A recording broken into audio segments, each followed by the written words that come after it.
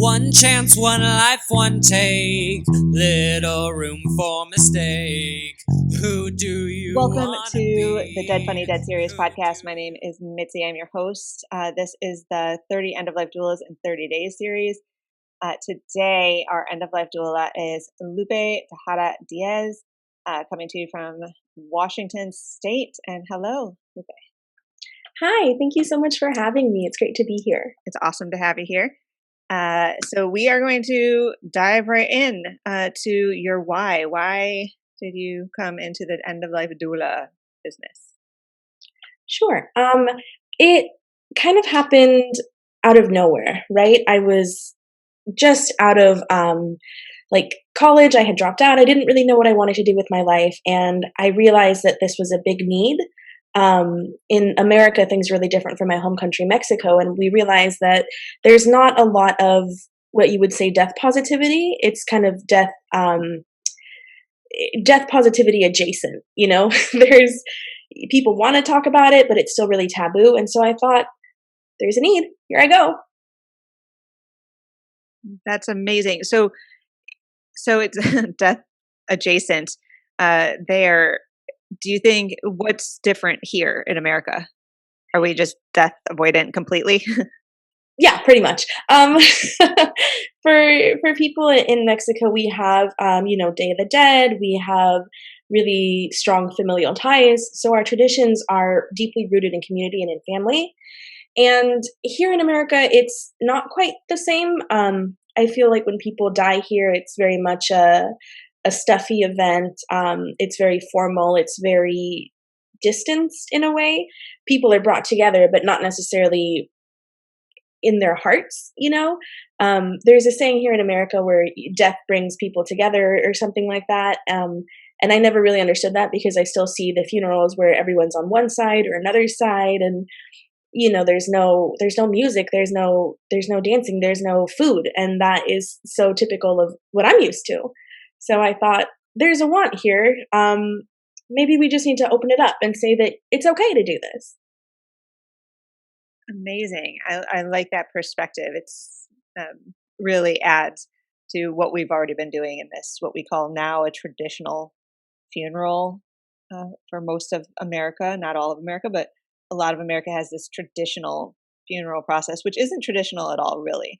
Once we start diving into it, and anyone listening to this podcast is probably kind of into what that's about, but you'll know it's only within 100 years that it's been like this traditional funeral. So how traditional is that if it's only been 100 years? So we have some room, we have some wiggle room to add some, new perspectives, and I love it.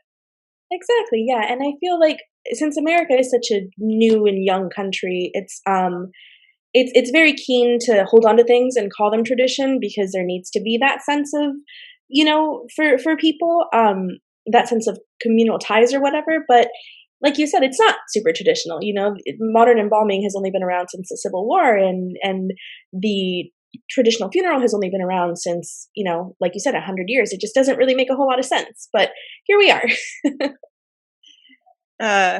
It's funny. It's kind of like how they say like modern art, but that's from the 50s and 60s, but it's still called modern art. So I feel like that's where the word traditional funerals kind of steps in that funky, like not actually traditional, everybody, but here we are. Awesome. It's so I know your why. You saw that there's this kind of a gap or a need or a want. How did you get here? What happened? You heard about End-of-Life Doulas, and then what happened? It's a funny story. I didn't actually know anything about End-of-Life Doulas until I started. I was on YouTube one day and fell down a rabbit hole, and I stumbled upon a Caitlin Doty video, Ask a Mortician, and I was like, oh, I could do that. I realized I would have to go back to school, and I was like, I don't know about that just yet. I didn't feel like Western education was really calling to me. I've been kind of on this decolonization journey through my young adult life, and I figured, no, there has to be a better way. And so another couple days went by, and I was on Instagram at like 2 a.m., as one, does casually. And I saw that Alua Arthur had posted something about End-of-Life Doula Training, her first round of students. And I said, okay, why not? So I sent an email half asleep, and a couple weeks later I found out that I got in. And I was like, okay, I guess I'm doing this now. And it was great. It all kind of fell into place right when it needed to. And I've just kind of been doing it ever since. I fell in love with the work. I fell in love with the people, the community. It's just so wonderful. Okay, so that's the first for this podcast and for me talking to End-of-Life Doulas, that you went down a YouTube rabbit hole and ended up at End-of-Life Doula. We're gonna put that there. Absolutely. Yeah. I wonder who else's careers have been formed by just a YouTube rabbit hole. That's fun. So I'd love to know. Yeah. if anyone else became an end-of-life doula by going through a rabbit hole, they should definitely comment, because we just need to have like this weird little community of people that just fell down a rabbit hole and then, oh, I'm an end-of-life doula. Totally. And both of those people that you mentioned have great YouTube channels, so they should Mhm. follow those too. Awesome. So you did a Lewis training, Mhm. and then what happened?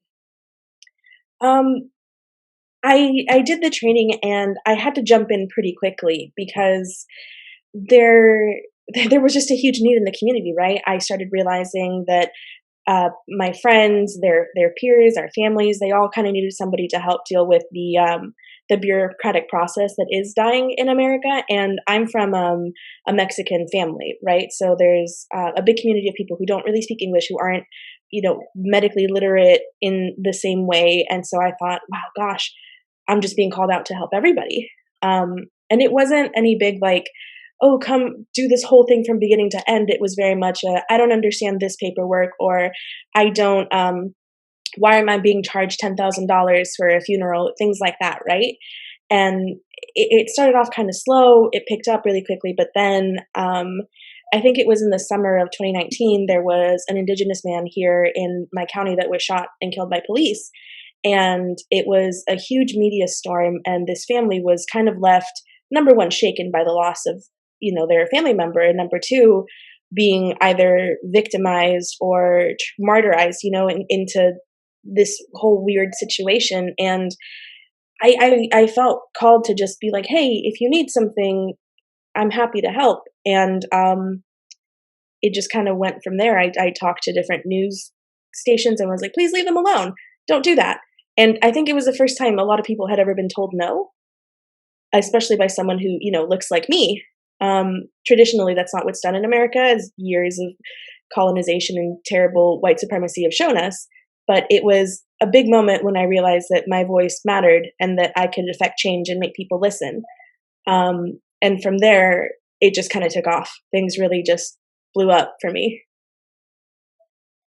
So can we say that you are also working on decolonization of the funeral industry and the death piece, right? Because it's kind of even a bigger scope, what you just said. I mean, that's beyond even the death industry. It's right. Yeah. It's a difficult topic because we have to think about, where does it come from? How many people has it affected, and where are we now? Right. So what we understand to be the modern white American funeral industry has really influenced the rest of America, in the sense that you see the traditional Black funeral with the beautiful homecoming ceremonies, homegoing, things like that.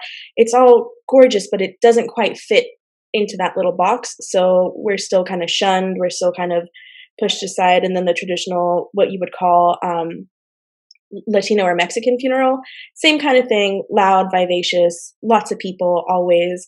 It still doesn't quite fit. So there's still people that in the funeral industry, specific funeral homes and different companies, that look down on us and that don't necessarily want to work with us and that haven't prioritized us as people. There's a huge problem with mortuary makeup that has been, kind of brought to light more and more, where white embalmers still don't know what colors to use for our makeup, and they don't know how to do our hair, and they don't understand the significance of why we shouldn't look like clowns, and it's just, it's all these little things that people don't think about until you're there and you see, like, why does grandma look like that? Or why are we being told to be quiet? it's a whole nasty thing. And slowly, I think people have realized that by taking the funeral industry out of the equation and bringing it back home, we're able to do things more freely, more openly, and be more comfortable in the way that we mourn traditionally. Mourning is a very sacred act, and as a community, it's very important to come together and to share in that energy and to say this person mattered. They were a human, they were a life, not just a burden for a family, not just $10,000 wasted. It doesn't have to be like that. Oh, all right. Just wow. We're gonna just, I don't know. That's just one big awesome clip that should be shared with everybody. Everyone needs to share that. Everyone needs to hear that. This is something that I haven't done on the other podcast, but do you have any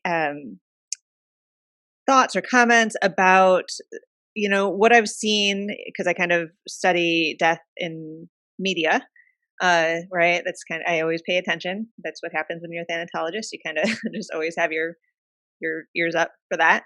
And the last two, I don't know if they're both on Netflix, but we have Buried by the Bernards, which highlights a Black funeral home. And we have The Casketeers, which I believe is New Zealand. Both interesting shows. And then the other funeral show that everyone always comes back to is 6 Feet Under, which is a dramatization of a white funeral home. And I mean, that's just one weird question for you, Lupe. But any thoughts on that? Like that that it has been separated even in the media and things that we are allowed to watch? It's a difficult question because I think it's very important to highlight the different facets of the funeral industry, because it's not just one big, blob of things. There's different people, there's different energies, there's different communities. And by highlighting the Black funeral homes and the funeral homes from New Zealand and other places, we start to see, maybe it's not the way that we all understood it. Maybe it's not just the 6 feet under, the stuffiness, the whatever. There's life behind it. There's characters, there's people. When you say you bring life to the industry, it's kind of looked at like, what are you talking about? But it's true. The people that work in the funeral industry a lot of the times are just genuine people who want to help and who want to love and who want to support their communities. But it's too bad that it's only been in the last couple of years that we've been seeing them flourish. It's most often been these predominantly white funeral homes that are just, this is the way we have to do it. And no, now there's people like, no, we're here, we're on TV, and we're normalizing these types of beautiful traditional funerals, and kind of a mix of the traditional Maori culture with the other kind of not so traditional colonized like white stuff. It's all mixing together really beautifully, but there's no reason why we can't have that. There's no reason why we can't have beauty and tradition and culture, and it's just nice to see. But one often thinks like, are we still being kind of spectacleized, or are we just enjoying? It's a difficult thing, and I don't know if I've had enough experience to really speak on it, other than to say, oh, it's nice, but I don't know. It's difficult. Yeah. No, beautifully said, right? Because it is a really hard question to answer. It's a big question, and I agree completely. I think that it was really interesting to watch the traditional funeral being kind of crossed over with culture, but it brought more questions for me as an observer than answers. And I mean, that's part of, this complicated and interesting life that we have. But at the same time, I was like, which part is simply colonization, and which part, how can we engage and encourage culture to be accepted and seen and valued? Mm-hmm. We went deep. That in itself is such a difficult thing, right? Because a lot of these cultures that are here trying to have their, traditional cultural funerals, such knowledge has been lost. It wasn't until the 1970s that Indigenous people in America were allowed to celebrate their culture without going to jail, or in Mexico, people were put in, similarly here, residential schools. Our Indigenous languages were taken from us. Everything that we knew was taken. And so we only had these bits and pieces of tradition, and we had to kind of mold them to fit this new power that was taking over us, and we had to hide our traditions under the guise of Catholic saints and under, colonization and under these funerary traditions that were already kind of being established. I think it all kind of happened in a way that the traditions weren't quite established yet, but so then we could sneak in and be like, oh, well, here's this too. We also like this. And it all just kind of formed this new, weird, strange, beautiful grief that we now know. So it'll be nice to see if we can instill more culture into it or maybe separate it completely. I don't know. It'll be interesting to see that. And I feel like that's a future generation's problem and not quite mine. So, I mean, that's kind of covering the challenges in a certain way. Are there other challenges that you've found being a death doula? Absolutely. There's this idea of my work not necessarily being valid. I will go to different hospices and I work with families in hospice, and it's always like, oh, and who are you and what are your qualifications and what's this, what's that, what school did you go to? And, it's always nice to say, oh, I studied under this program by this world-renowned, death doula, and I work with this, incredibly respected community here in Washington. But there's always like people looking down their nose at me, just because I don't necessarily subscribe to these ideas that death has to be so sterilized and that hospice has to be so rigid, that's one of the biggest things that I found. There's also the discrimination in the communities that I serve. I serve marginalized communities. I serve communities that people, either they don't have a lot of money, they don't speak English, they look different, they act different. It's just difficult to have to navigate the subtle nuances of white culture and white supremacy and then still bring people through and be like, here, we can still do this. There's a place for you. Even if I have to make it myself, there will be a place for you. So that's tough. I feel like there's a lot of responsibility on my shoulders a lot of the time, but more and more people are starting to realize that is valid work and this is important, and wow, how can we help you? So slowly but surely we are continuing. That does feel like a lot on your shoulders to work on. Mm-hmm.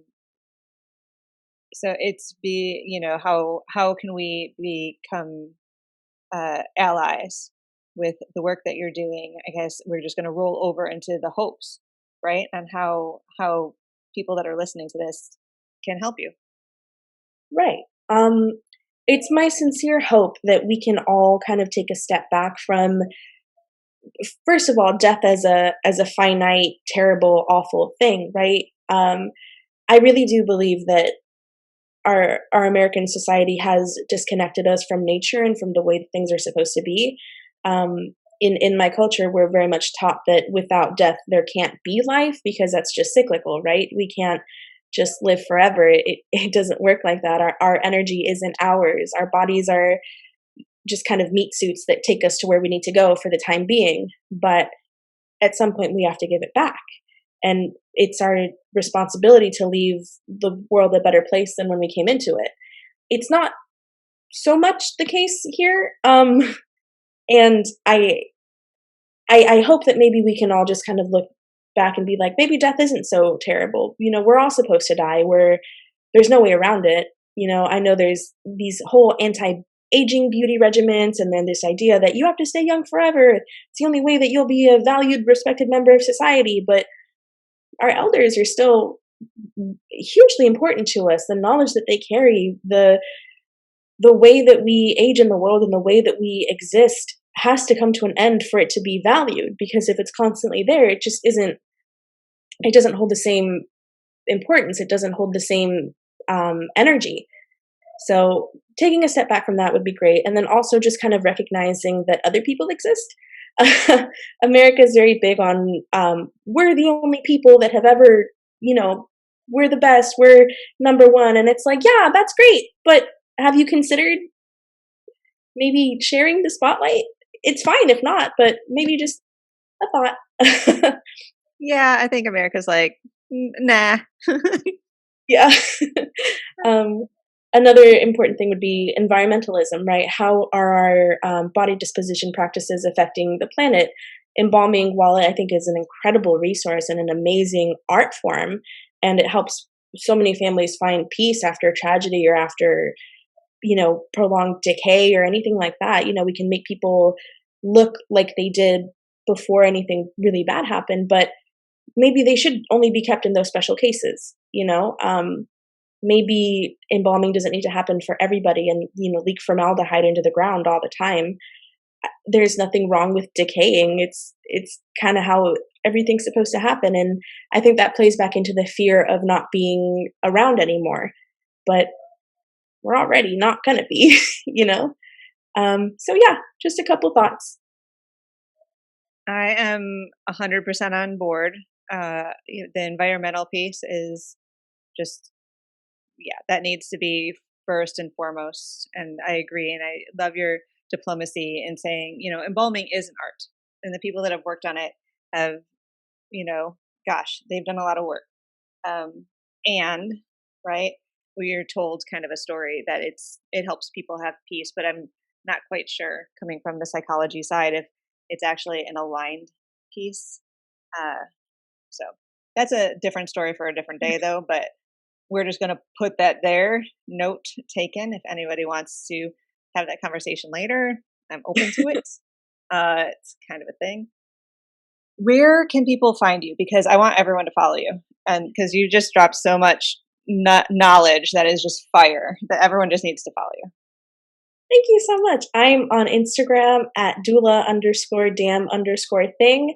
I am also on Facebook at Lupe the Death Doula, and you can find me on my website, douladamnthingtoday.com. I think you won for the coolest name.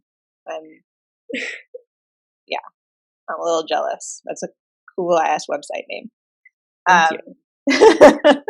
All right, everyone, head on over and follow Lupe. All those links will be in the show notes as well, so you can find her and follow her and contribute to that conversation, because fire. Thank you, Lupe, for sharing your how and why. Thank you so much. And thanks again, listeners. If you can, please leave a review of this podcast. It can just be a heart. It doesn't matter. Say what you want. You can yell at me, whatever you need to do. But it tells us to make more of this content, and that you are interested in ethical end-of-life care, and that we should do all this work. But it's not really work, because I get to talk to cool people like Lupe, and it was kind of fun and whatever. So do that. Leave a review, please, and then once you're done with that, hop on over to Instagram and TikTok and follow us there. That way we can get to know you and have some more, fun, interesting, weird conversations, because that's what happens. Thanks again, and we'll see you in the next one.